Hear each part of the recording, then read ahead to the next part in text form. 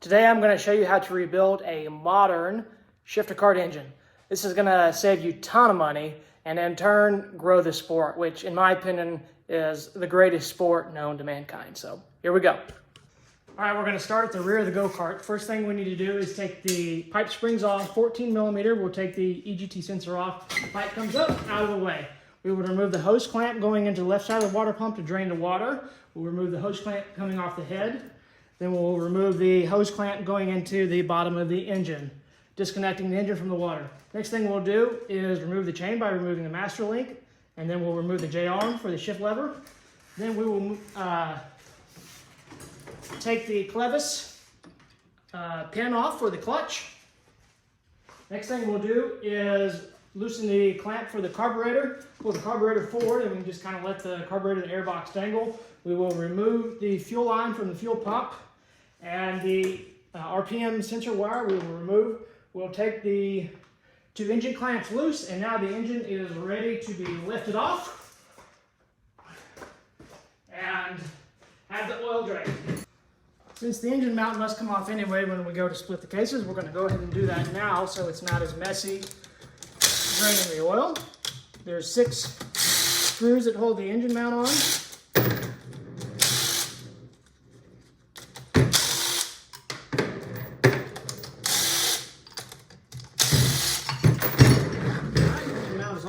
Take the motor back up. We'll take the oil drain bolt out. Oil should come out, have a drain pan ready to catch the oil. And then I like to just take the engine out and put it underneath the front of the engine to tilt it to let it drain out. We'll let that drain out for a few minutes and then come back and finish up the disassembly. So the gearbox oil has drained out. We're going to continue the disassembly. I like to have a box ready to go, and as parts come off, I just lay them in the box as they come off. The next thing we do is take the cylinder nuts off. You'll need a 12 millimeter that's got a little bit of a grind on the end so you can get in these tight areas, especially this back left one. If you want them loose, you can take them off by finger.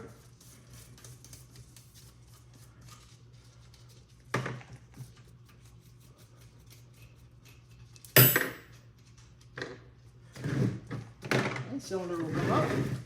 Just lift it up and be gentle with it, and kind of, if it comes up with the gasket, try and bring it up with your finger so that you don't tear the gasket if you want to reuse the gasket. If you not worried about the gasket, then just rip it off. All right, cylinder is off. We're not going to worry about taking the head off right now. We will do that when it comes time to replace the piston. We'll take the spacer plate that this engine comes with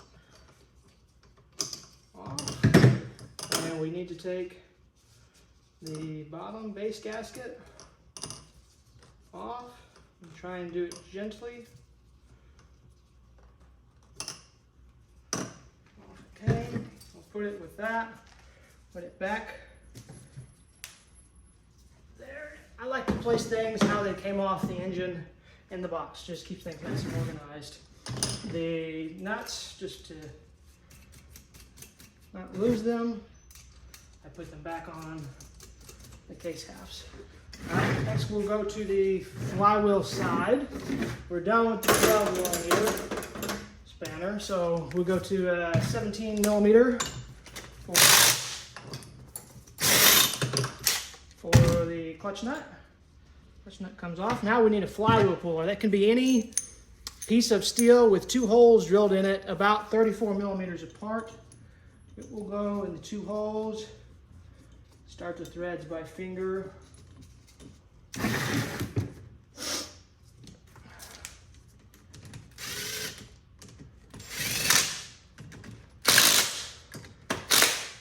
All right, flywheel's off.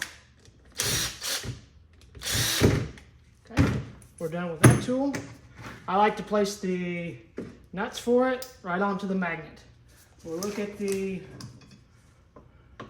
flywheel key. I'm going to leave it in there for now. It's kind of stuck in there. Flywheel goes in the box. We need to take the ignition off to get to one of the bolts back here to remove the case halves. So that's a 4 millimeter. 3 4mm bolts, and the ignition will come off.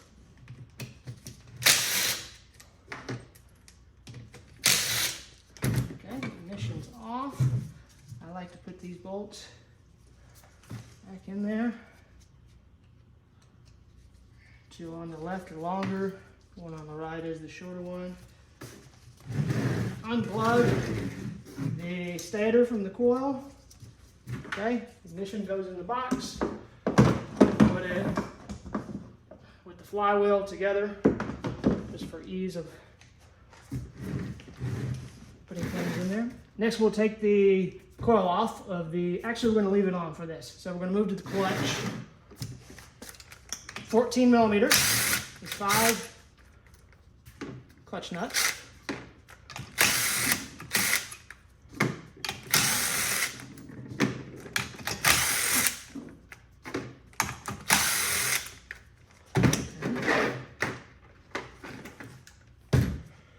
And I like to just tilt the engine over, give it all kind of a shake.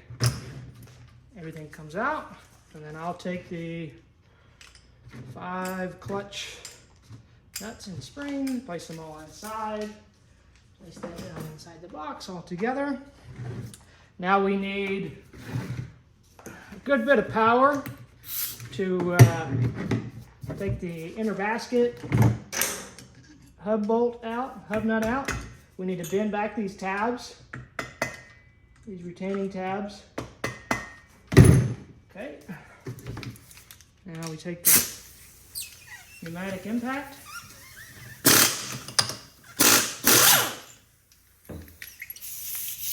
That comes off. We're done with that. It's got a wash behind it. The little keeper placed there. Inner basket comes off, and then I'll place that down inside of there like so.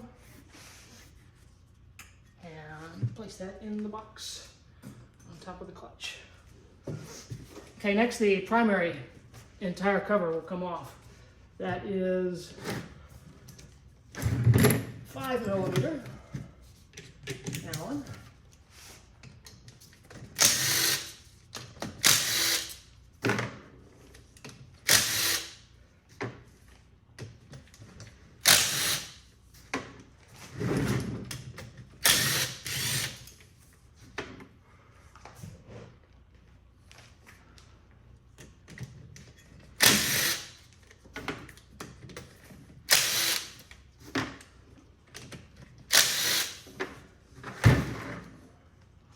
We'll pull the pulse line off the cases.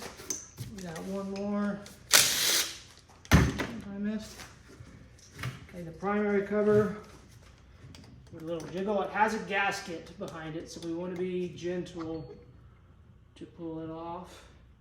We don't ruin that gasket if we want to reuse the gasket. All right, primary cover is off. There is 2 big bushing nuts, a nut and a washer that always falls out. I'm going to place that back there. And what I like to do with the primary cover, just to keep it clean,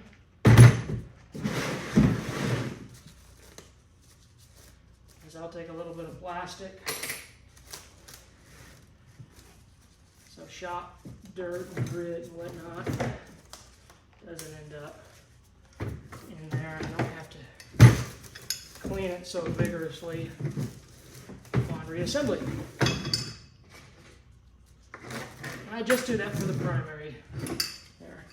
So there's the primary cover off, clean in the box. Okay, this is referred to as the primary gear here. It just slides right off. I will sit it on top of the primary cover in the box. And we have our primary cover screws. Put all those and I place them on top of the box.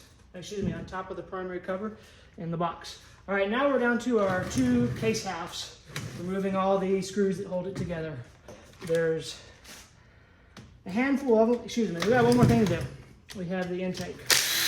Take off. There's 6 screws holding the reed valve intake in.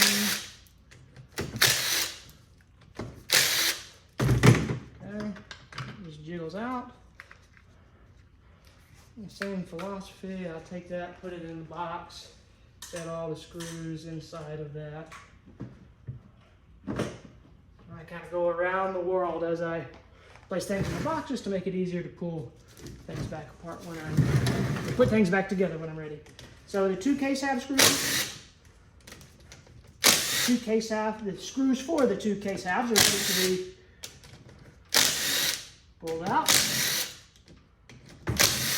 There's quite a few of them.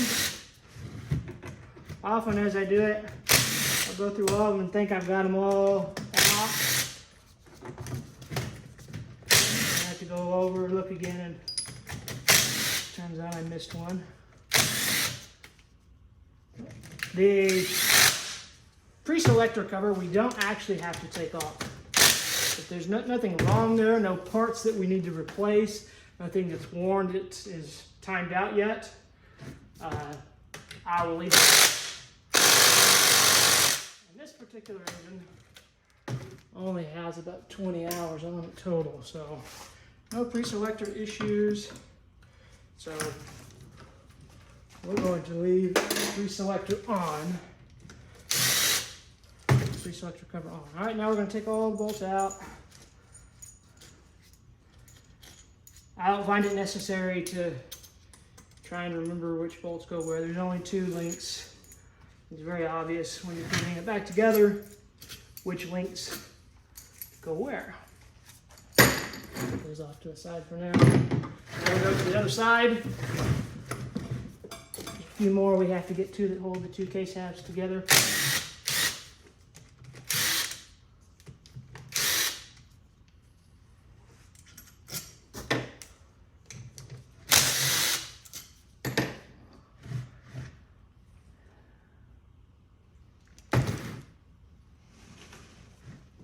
I always like to give it a real good look over both sides, make sure I didn't forget any bolts.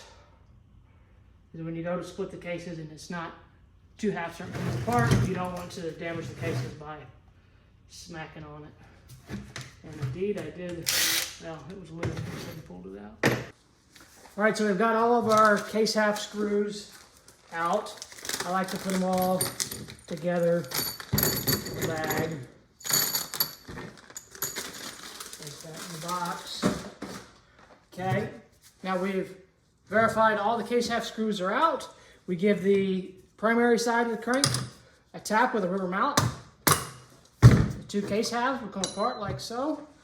I like to lean it over, put a mallet underneath it like that. Be careful, oftentimes there'll be a washer that sticks to the back side of the case here, in which it did. That goes on the drive line, the drive shaft here. So put that back on. All right. Now the crankshaft will pull right out like so. This one's needs to be rebuilt. We're not going to go into detail on how to rebuild crankshafts or to do the top end in this particular video. Now would be the time to put the case half back on here. Sometimes the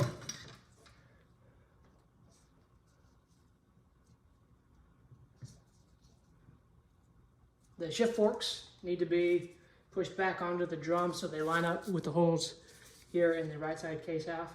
And I'll put the 2 case halves back together, and this is just so that I can put it back here in the box while I await parts to rebuild it. So I'll take the crankshaft and I'll order a rod kit, and I will rebuild the crankshaft myself. You can take it to someone locally if you want. Crankshaft rebuild is around $150. They'll split the 2 halves apart. There's a pin here. Press it out with the press. Clean everything up real good. Press the new pin in. Put the new bearing on with rust washers. Put the rod on. Press the other crank half back on. True it up. And then it's ready to be reassembled. So once we do that, we'll take the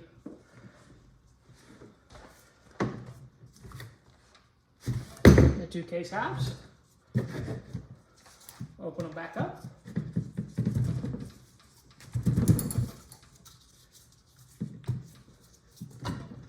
Carefully. Okay, got them washer stuck to the inside. We'll take our new crankshaft, or our rebuilt crankshaft, place it back into the cases. Clean out both case halves real good, the mating surfaces. We'll apply very lightly a coat by finger of IAME Bond on both the case halves.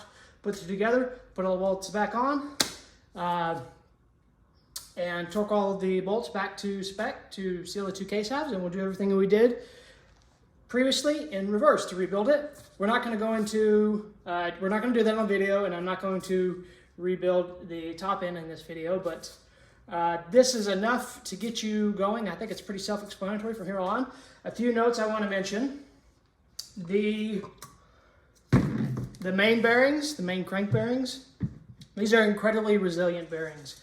You could probably do many crankshafts until you need to replace these. Always give them a good visual, give them a good tug, see if there's play in them. But I've put over 150 hours on these crank bearings before I've had to press them out and replace them. So you can get away with going through a few crankshafts before replacing these. Also, the transmission bearings are pretty resilient too. There's just not a whole lot of load on them like there is the needle bearing that's in these crankshafts.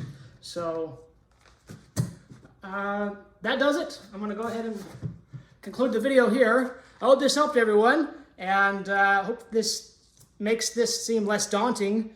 It's not that difficult of a task. I did it relatively quickly, and not really with any special tools. The only thing you might need it for a special tool is to rebuild a crankshaft, which I don't really recommend getting into unless you really have a lot of time and the desire to do that. Otherwise, just take it somewhere and have it redone and then reassemble it yourself. So anyway, hope to see more shifters to the track. Stay tuned for more videos like this.